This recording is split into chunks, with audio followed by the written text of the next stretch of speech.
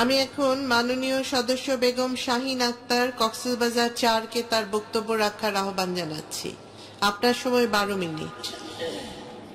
বিসমিল্লাহির রহমানির রহিম। মাননীয় স্পিকার, একাদশ জাতীয় সংসদের ২০১৯ সালের প্রথম অধিবেশনে মহামান্য রাষ্ট্রপতির ধন্যবাদ প্রস্তাবের উপর বক্তব্য প্রদানের সুযোগ দেওয়ার জন্য আপনাকে ধন্যবাদ জানাচ্ছি। মাননীয় স্পিকার, একাদশ জাতীয় সংসদে আপনি পুনরায় স্পিকার নির্বাচিত হয়ে আপনাকে অভিনন্দন জানাচ্ছি। মাননীয় স্পিকার, টানা তৃতীয়বার সহ চতুর্থবার বাংলাদেশের প্রধানমন্ত্রীর দায়িত্বভার গ্রহণ করার জন্য মাননীয় প্রধানমন্ত্রী জননেত্রী শেখ হাসিনাকে আন্তরিক শুভেচ্ছা ও অভিনন্দন জানাচ্ছি। মাননীয় স্পিকার, মাননীয় প্রধানমন্ত্রী জননেত্রী শেখ হাসিনা একাদশ জাতীয় সংসদ নির্বাচনে আমাকে বাংলাদেশ আওয়ামী লীগের মনোনয়ন দিয়ে নির্বাচন করার সুযোগ প্রদানের জন্য আমি আবারও মাননীয় প্রধানমন্ত্রীকে আন্তরিক ধন্যবাদ ও অভিনন্দন জানাচ্ছি। মাননীয় স্পিকার, একই সাথে আমি আপনার মাধ্যমে আমার নির্বাচনী এলাকা উকিয়াটাঙ্গনাবের অপামর জনসাধারণ যারা আমাকে বিপুল ভোটে বিজয় করে মহান জাতীয় সংসদে পাঠিয়েছেন, আমি তাদেরকে আন্তরিক ধন্যবাদ ও কৃতজ্ঞতা জানাই। মাননীয় স্পিকার, বক্তব্যের শুরুতে আমি গভীর শ্রদ্ধার সাথে স্মরণ করি স্বাধীন বাংলাদেশের মহান স্থপতি, হাজার বছরের শ্রেষ্ঠ বাঙালি, যার জন্ম না হলে আমরা স্বাধীন সার্বভৌম বাংলাদেশ নামে রাষ্ট্রটি পেতাম না, সেই মহান পুরুষ জাতির জনক বঙ্গবন্ধু শেখ মুজিবুর রহমানকে। আরো শ্রদ্ধার সাথে স্মরণ করছি বঙ্গবন্ধুর সহধর্মিনী মহিষী নারী ফজিলতুন্নেসা মুজিব সহ 1975 সালের 15ই আগস্টে বর্বর হত্যাকাণ্ডে শাহাদত বরণকারী বঙ্গবন্ধুর পরিবারের সকল সদস্যদের এবং তাদের বিদেহী আত্মার মাগফিরাত কামনা করছি। মাননীয় স্পিকার, যাদের আত্মত্যাগের বিনিময়ে আমরা একটি স্বাধীন সার্বভৌম রাষ্ট্র পেয়েছি, যারা আমাদের একটি লাল সবুজের পতাকা এনে দিয়েছেন, আমি সেই সকল বীর মুক্তিযোদ্ধা ও অমর শহীদদেরকে শ্রদ্ধাভরে স্মরণ করছি। মাননীয় স্পিকার, আমি কৃতজ্ঞতার সহিত স্মরণ করছি জাতীয় ছাত্র নেতাকে, যারা বঙ্গবন্ধুর পক্ষে মুক্তিযুদ্ধকালীন সরকারের নেতৃত্ব দিয়েছিলেন। আমি আরো গভীর দুঃখের সাথে স্মরণ করি 2007 সালের 21শে আগস্টের গ্রেনেড হামলায় নিহত আবির রহমান সহ অন্যান্যদের। আমি তাদের বিদেহী আত্মার মাগফিরাত কামনা করছি। মাননীয় স্পিকার, 20শে ফেব্রুয়ারি রাতে পুরান ঢাকার খ্যাতনামা ব্যবসায়ী এলাকা চকবাজার ভয়াবহ অগ্নিকাণ্ডের সূত্রপাত ঘটে। ভয়াবহ অগ্নিকাণ্ডে 70 জন মৃত্যুবরণ করেন। আমি সকলের আত্মার মাগফিরাত কামনা করছি এবং তাদের পরিবারের প্রতি সমবেদনা জ্ঞাপন করছি। এছাড়াও অনেকে আহত হয়ে বিভিন্ন হসপিটালে চিকিৎসাধীন আছেন। আমি আহতদের আরোগ্য লাভের কামনা করছি। মাননীয় স্পিকার, রূপকল্প 2021 দিন বদলের সনদ এবং মুক্তিযুদ্ধের চেতনা আলোকে ক্ষুধা দারিদ্র্যমুক্ত একটি প্রগতিশীল গণতান্ত্রিক অসাম্প্রদায়িক ও জ্ঞান ভিত্তিক ডিজিটাল বাংলাদেশ করার লক্ষ্যে বর্তমান সরকার নিরলস প্রচেষ্টা চালিয়ে যাচ্ছে। 2021 সালে মধ্যে বাংলাদেশ একটি মধ্যম আয়ের দেশ গড়ে তোলার লক্ষ্যে সরকার ব্যাপক সাফল্য অর্জন করেছে। ইতিমধ্যে বাংলাদেশ নিম্ন মধ্য আয়ের দেশে উন্নীত হয়েছে। জাতির দৃষ্টি এখন 2041 সালের দিকে। বর্তমানে দেশ যেভাবে এগিয়ে যাচ্ছে, এভাবে উন্নয়নের দ্বারা অব্যাহত থাকলে 2041 সালে বাংলাদেশ একটি উন্নত দেশে রূপান্তরিত হবে বলে মনে করি।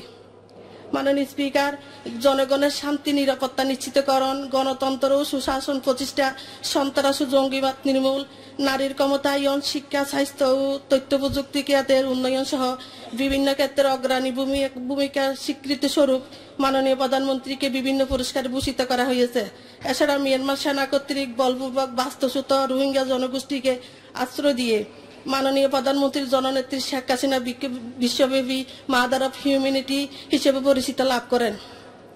রোহিঙ্গা ইস্যুতে অনুকরণীয়, দূরদর্শী ও বিচক্ষণ নেতৃত্ব প্রদানের জন্য মাননীয় প্রধানমন্ত্রীকে 2018 সালে ইন্টারপ্রেস সার্ভিস নিউজ এজেন্সি কর্তৃক হিউম্যানিটেরিয়ান অ্যাওয়ার্ড এবং গ্লোবাল হোপ কোয়ালিশন কর্তৃক special destination award for leadership প্রদান করা হয়েছে।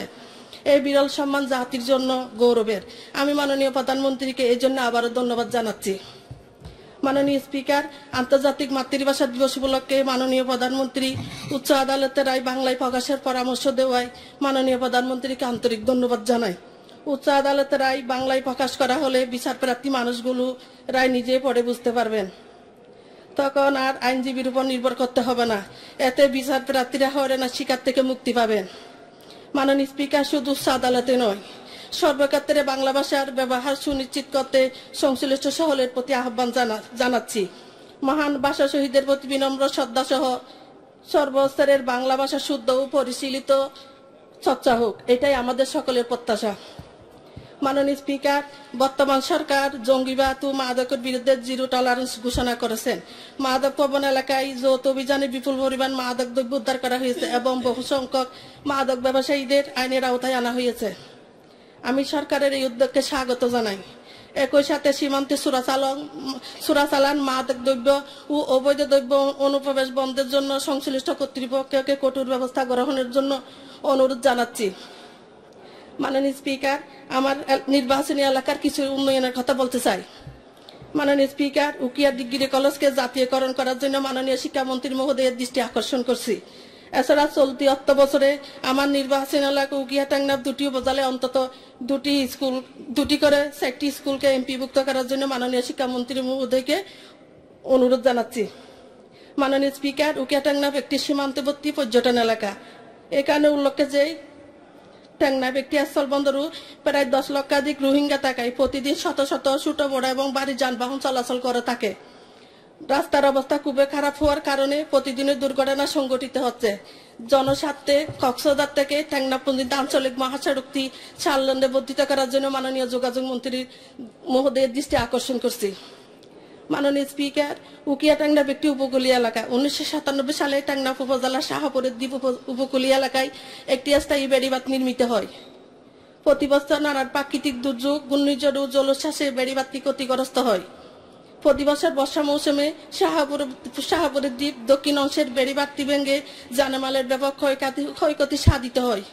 অগ্রাধিকার ভিত্তিতে টেংনা শাহপুরের দ্বীপ দক্ষিণ অংশের বেড়িবাঁধটি স্থায়ীভাবে মেরামত করার জন্য মাননীয় পানি সম্পদ মন্ত্রী মহোদয়ের দৃষ্টি আকর্ষণ করছি। মাননীয় স্পিকার, দেশের মোট জনসংখ্যার প্রায় 80% মানুষ বিদ্যুৎ সুবিধা ভোগ করছে।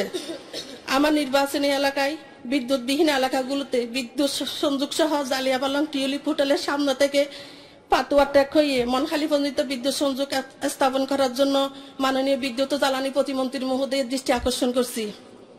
এছাড়াও উকিয়া টাংনা উপজেলায় নির্বাচিত স্থানীয় সরকার মন্ত্রণালয়ের অধীনে বেশ কিছু কাঁচা রাস্তা, অর্ধ কাঁচা পাকা রাস্তা মেরামতের জন্য মাননীয় স্থানীয় সরকার পল্লী উন্নয়ন ও সমবায় মন্ত্রী মহোদয়ের দৃষ্টি আকর্ষণ করছি। বালুকিয়া সিবি রুট হতে বিজিবি ক্যাম্প পর্যন্ত রাস্তার উন্নয়ন, মাঝের পাড়া, তেলিপাড়া ও কলারপাড়া সড়কের উন্নয়ন, লম্বাগুনা হতে হাঙ্গুরগুনা পর্যন্ত এসজিবি দ্বারা উন্নয়ন, দৈলারগুনা হাজুম রোড হতে আজুহাইয়া পর্যন্ত রাস্তা এসডিবি দ্বারা উন্নয়ন, দরগাহবিল হাতিরগুনা স্টেশন হতে লম্বাগুনা পর্যন্ত রাস্তা এসবিবি দ্বারা উন্নয়ন, বটতলি আরাকান সড়ক হতে শিকদারবিল গরুর বাজার রাস্তা পর্যন্ত এসডিবি দ্বারা উন্নয়ন, হাজিরপাড়া হতে হয়রাতিপাড়া পর্যন্ত রাস্তা কার্পেটিং দ্বারা উন্নয়ন, পশ্চিম ডিগলিয়া হতে সাকবেড়া পর্যন্ত রাস্তা কার্পেটিং দ্বারা উন্নয়ন। মাননীয় স্পিকার, আমি মহামান্য রাষ্ট্রপতি এবং মাননীয় প্রধানমন্ত্রীকে ধন্যবাদ জানাই আমার বক্তব্য শেষ করছি। জয় বাংলা, জয় বঙ্গবন্ধু, বাংলাদেশ চিরজীবী হোক। আসসালামু আলাইকুম। ধন্যবাদ মাননীয় সদস্য। আমি